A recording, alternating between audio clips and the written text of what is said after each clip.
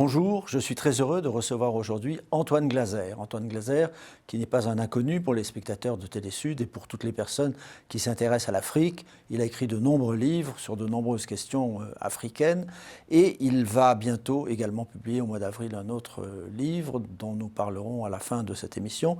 Aujourd'hui, Antoine Glaser est là pour parler de la situation au Sahel, après la réunion qui a eu lieu, notamment en visioconférence, avec le président Macron. Alors nous commençons justement par la conférence de presse qui a terminé cette réunion et dont nous écoutons à ce moment-là la conclusion par le président de la République. C'est un reportage de Benjamin Trèves. La France garde le cap, désormais trop engagée militairement et diplomatiquement pour pouvoir se retirer sur la pointe des pieds. Je considère que précipiter un retrait français, en tout cas une volonté de retirer massivement des hommes, ce qui est un des schémas que j'ai étudiés, serait une erreur. Et c'est le fruit des discussions que j'ai eues avec chacun des dirigeants.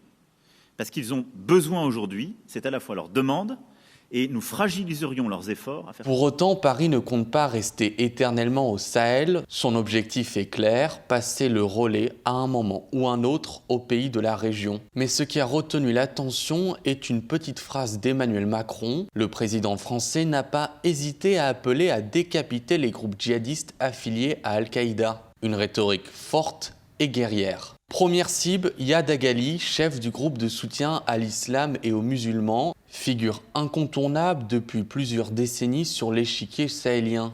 D'abord à la tête d'une rébellion touareg dans les années 1990, il se retire ensuite pour faire des affaires, avant de revenir sur le devant de la scène en 2012 lors de la crise au Mali. Seconde cible, Amadou Koufa, prédicateur peul qui n'a cessé de prendre de l'importance depuis la création de sa Katiba Massina en 2015. Conséquence, il est parvenu à enrôler à tour de bras dans le centre du Mali. Parce que nous avons destin lié avec le Sahel. Si le Sahel tombe aux mains du terrorisme, progressivement l'Afrique tombera aux mains du terrorisme islamiste et l'Europe vivra les conséquences de ce drame, aussi très clairement. Dans cette traque contre les responsables des groupes terroristes, la France et ses alliés ont déjà remporté quelques victoires. La plus importante, Abdemalek Troukdel, ex-chef d'AQMI, neutralisé le 3 juin dernier. Bonjour Antoine Glaser, merci d'avoir accepté cette émission. Parlons du Sahel. Êtes-vous d'accord avec ce que dit le président Macron, qui dit qu'il faut maintenir cette opération Barkhane, qu'il faut maintenir cet effort très important de l'armée française pour protéger en quelque sorte la France, par voie de conséquence? Oui, alors bon, moi je suis, comme vous le savez, je suis journaliste, donc je suis un observateur.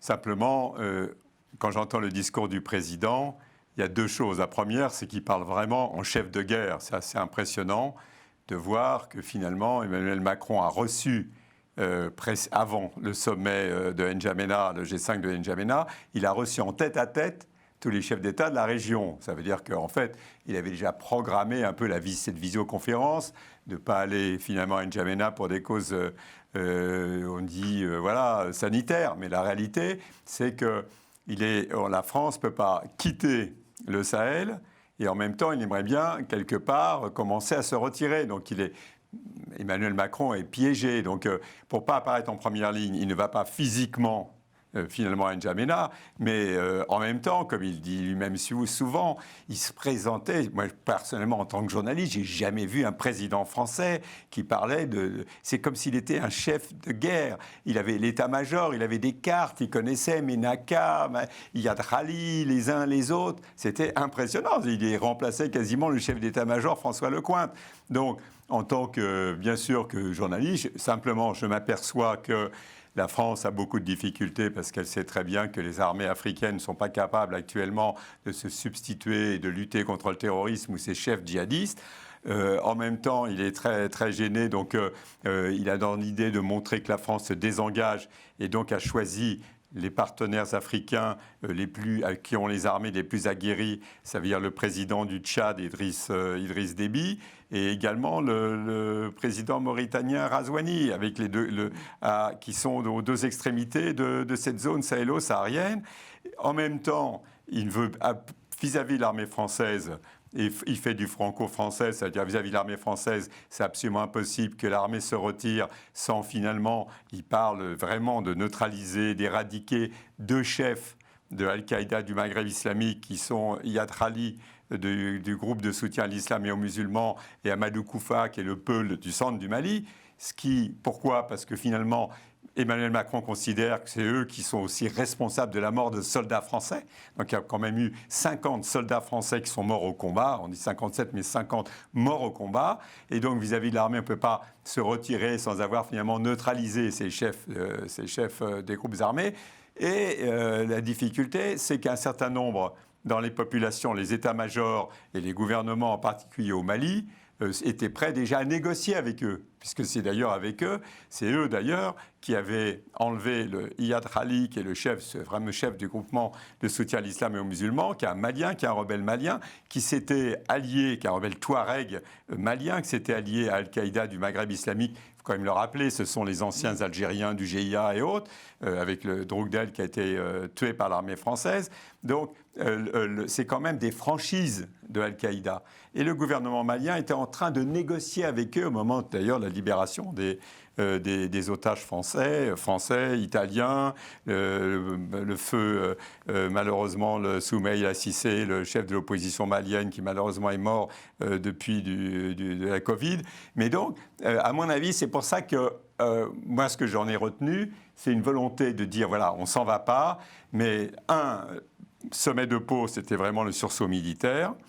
Sommet de N'Djamena, c'est vraiment un sursaut de reconquête des territoires, au niveau éducation, au niveau santé, au niveau toute la souveraineté, de ce que la souveraineté régalienne des États qui n'est pas exercée. Donc il y avait un agacement au sommet de Pau vis-à-vis des chefs de guerre, là, de présidents, parce qu'ils trouvaient qu'ils ne devaient pas assez le job. Là, on dit qu'on est dans une deuxième phase. Mais ça ne correspond pas, moi, mon analyse, ça ne correspond pas à une réalité du terrain.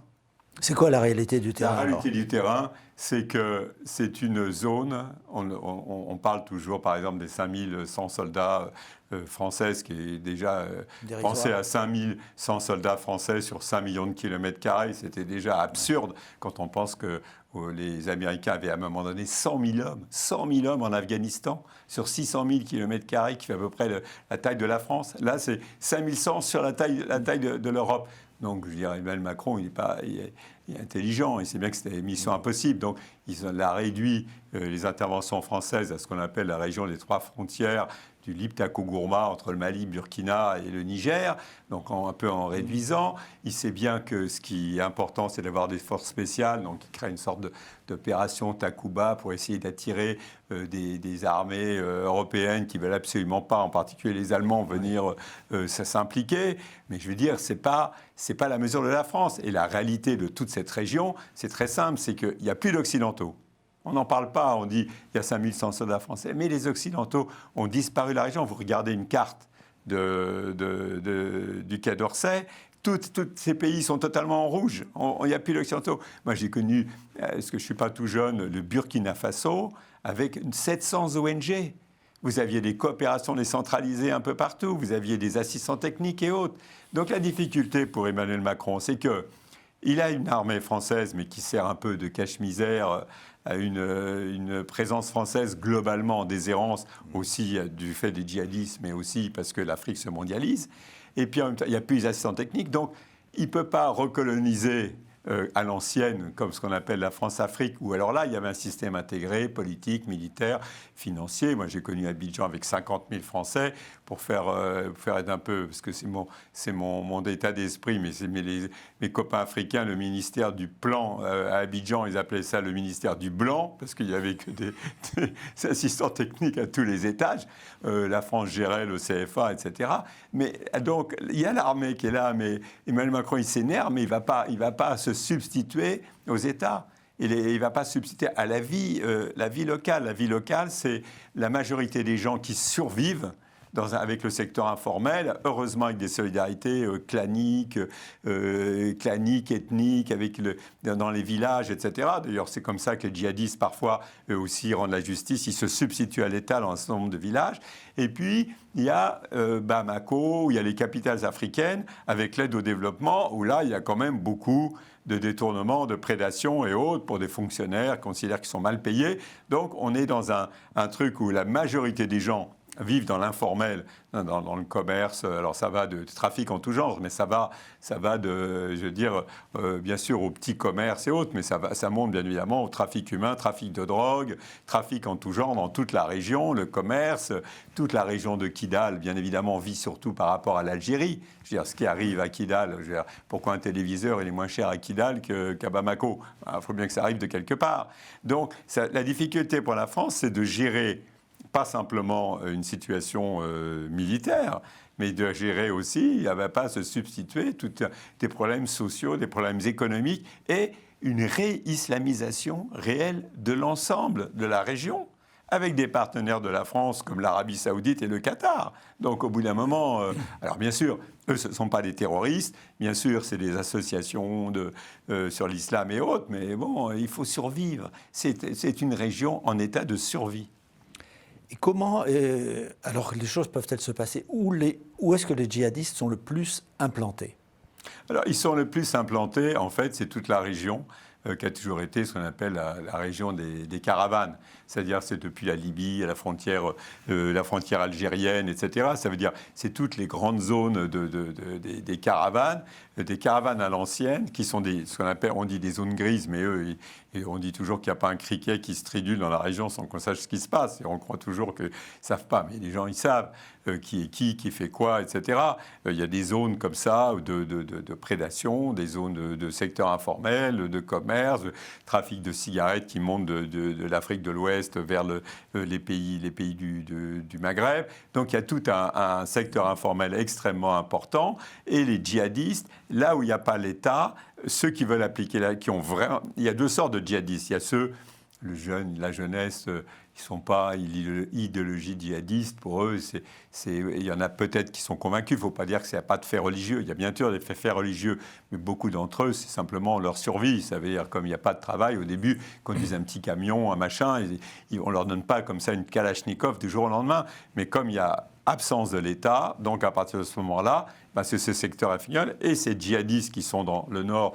Il faut quand même rappeler deux choses. La première, c'est que la plupart sont quand même les Algériens. Je ne dis pas qu'ils ont exporté leurs problèmes dans l'Afrique subsaharienne, mais au départ, c'est quand même les anciens du GIA, du GSPC algérien. Quand l'Algérie a chassé ses islamistes, ils sont quand même descendus dans les suds à cette frontière. La deuxième chose, ils se sont alliés à des rebelles aussi, Touaregs armés, mais qui venaient d'où? Qui venaient de la Libye, avec l'intervention française, parce que c'est quand même une intervention française, même franco-américaine. Oui, on dit franco-américaine, mais ça m'a surpris de voir Barack Obama qui ne cesse de dire dans ses interventions et dans son dernier livre que finalement, dans sa politique étrangère, ce qu'il regrettait le plus, c'était l'intervention américaine, le soutien américain à la coalition de l'invincible Armada en Libye. Et son vice-président de l'époque, M. Joe Biden, l'actuel président, avait été contre cette intervention en Libye des forces américaines. Il considérait, il y a une phrase qui est très, très importante, il disait « Vous aimez pourquoi ?» etc. À l'époque, il disait « Parce qu'on n'a pas encore vu préparer le coup d'après et on ne sait pas la décennie même d'après. » Donc il y avait des gens qui étaient quand même conscients. Mais bon, on n'est pas dans le secret des dieux, des chefs d'État, mais on a bien vu que finalement, les Américains ont dit, écoutez, nous, on ne veut pas y aller uniquement avec vous, les Français, vous, les Anglais, on veut y aller que si il y a la Ligue arabe. Alors, qu'est-ce qui s'est passé? Nicolas Sarkozy, il a demandé à ses amis du Qatar. Donc, les Qatars, de la Ligue arabe ont aussi accepté. Puis je crois que le Liban, mais le Liban parce qu'ils avaient un imam qui avait disparu en Libye et tout, ils étaient pas d'accord avec Kadhafi, donc eux aussi ils avaient soutenu cette coalition contre le colonel Kadhafi. Et puis il y avait les Russes qui eux disaient ah, mais attendez, là vous avez la résolution française, c'est pour protéger les populations de Benghazi, c'est pas pour flinguer Kadhafi. Donc, enfin, tout ça pour dire que on va pas. C'est toujours difficile de refaire l'histoire, mais la réalité, c'est que ce qui se passe actuellement dans toutes ces zones sahélo-sahariennes ne peut pas dire qu'il n'y ait pas eu de responsabilité française à partir de l'implosion complètement de la Libye. On voit bien d'ailleurs ce qui se passe actuellement en Libye. Alors justement, cette opération Barkhane, elle dure déjà depuis 8 ans. Si on faisait comme Joe Biden et on demandait que va-t-il se passer, c'est quoi le coup d'après maintenant? Encore rester 8 ans, 10 ans, avec seulement 5000 soldats, ou partir? Et si l'on part, croyez-vous à cette menace terroriste qui émanerait alors des groupes djihadistes qui se seraient installés à demeure dans ces pays du Sahel?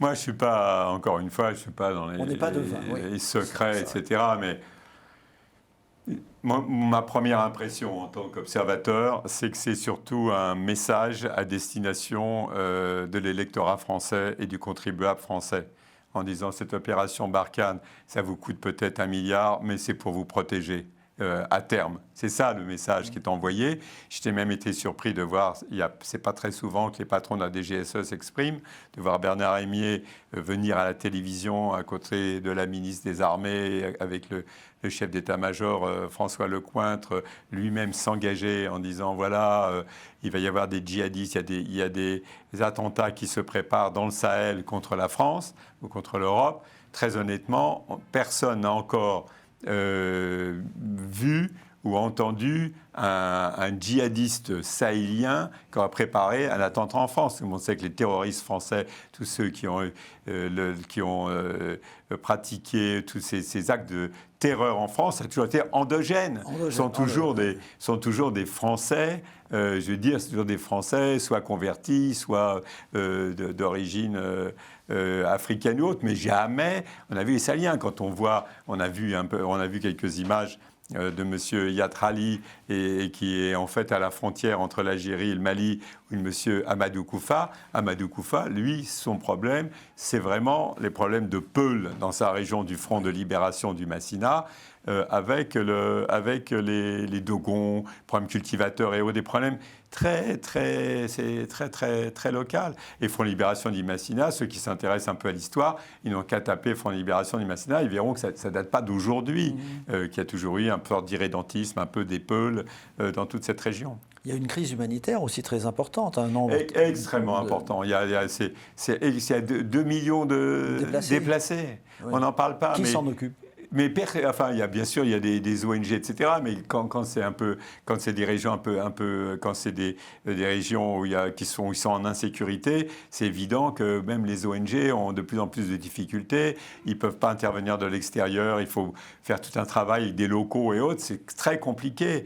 Il n'y a pas grand monde qui s'occupe de ces millions de déplacés. Il y a bien sûr des ONG, mais la réalité, c'est que ces millions de déplacés peuvent aussi servir à un moment donné à se mobiliser, ça veut dire que les jeunes peuvent être utilisés par un certain nombre de ces groupes armés, en particulier cette jeunesse. Quand vous allez à Bamako, si vous voyez au grand marché des dizaines de milliers de jeunes, sinon pas d'emploi, à un moment donné, encore une fois, c'est pas du jour au lendemain qu'ils vont devenir djihadistes ou convertis sur le plan religieux. Mais s'il y a un ami d'un ami, un cousin d'un cousin va lui proposer à un moment donné de prendre une estafette pour monter quelques marchandises dans le nord, ça démarre toujours comme ça. Ouais. Il y a aussi des endroits du Mali, dans le centre du Mali, où l'armée française ne se risque plus.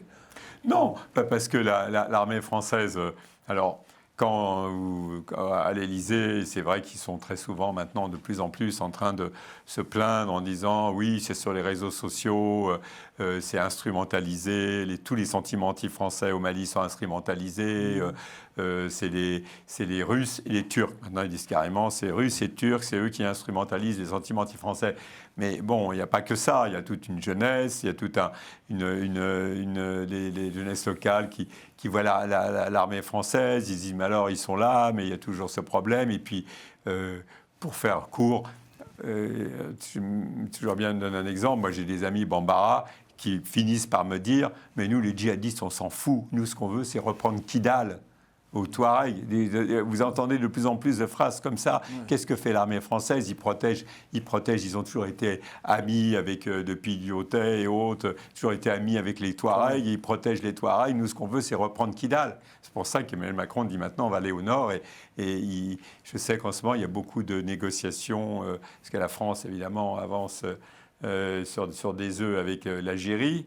Mais ils sont très, très gênés avec les Algériens. Les Algériens, dans leur constitution, l'armée algérienne n'intervient pas en dehors de ses frontières. En même temps, tout le monde sait qu'un certain nombre de chefs de groupes armés, ils ont des passeports algériens, des passeports maliens. Ils passent des deux côtés de la frontière.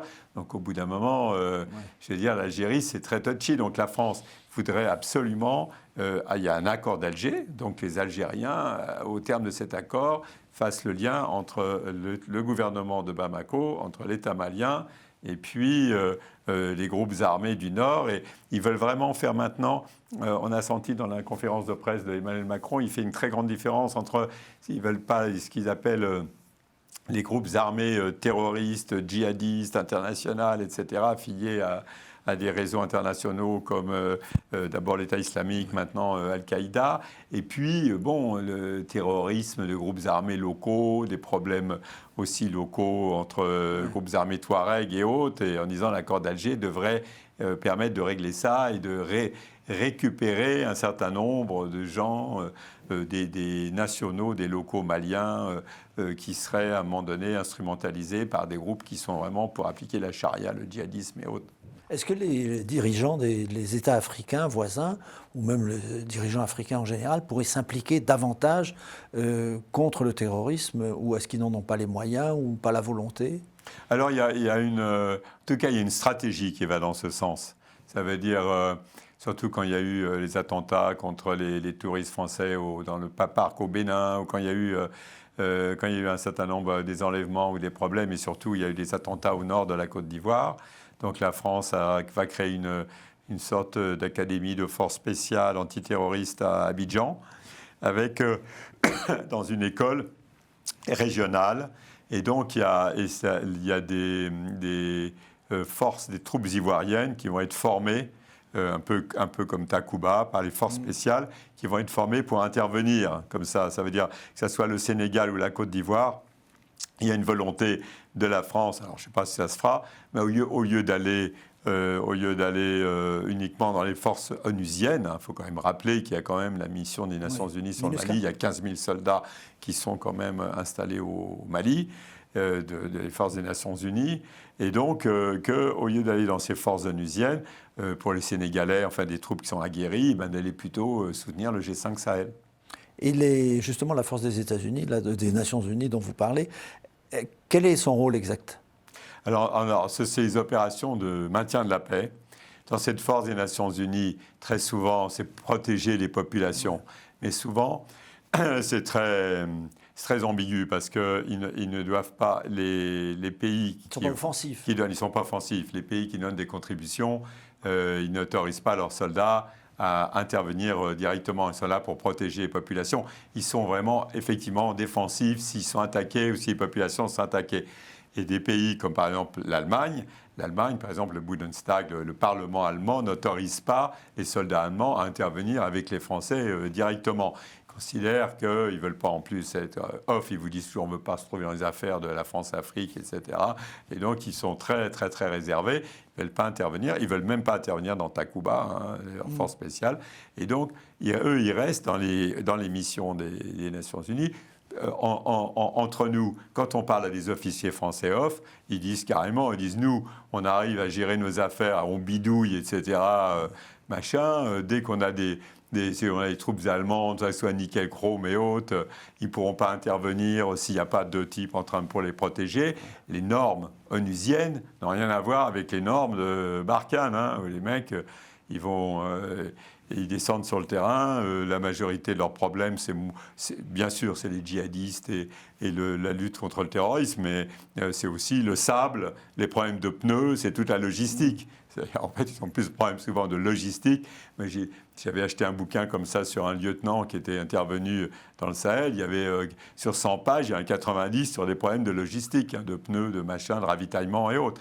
Donc, et les Allemands ne peuvent pas aider dans la logistique française? Les Allemands, ils aident. Alors, ceux qui aident, il y a les Allemands qui aident. Ils aident surtout en avion, parce que la France n'a pas suffisamment d'avions. Donc, il y a les gens comme les Anglais, en fait. Malgré le Brexit, il y a toujours une coopération britannique très importante au niveau militaire, défense et autres. Donc, ils aident au niveau logistique. Ils aident aussi, ils peuvent aider, comme les Américains, au niveau renseignement, logistique, avions, etc.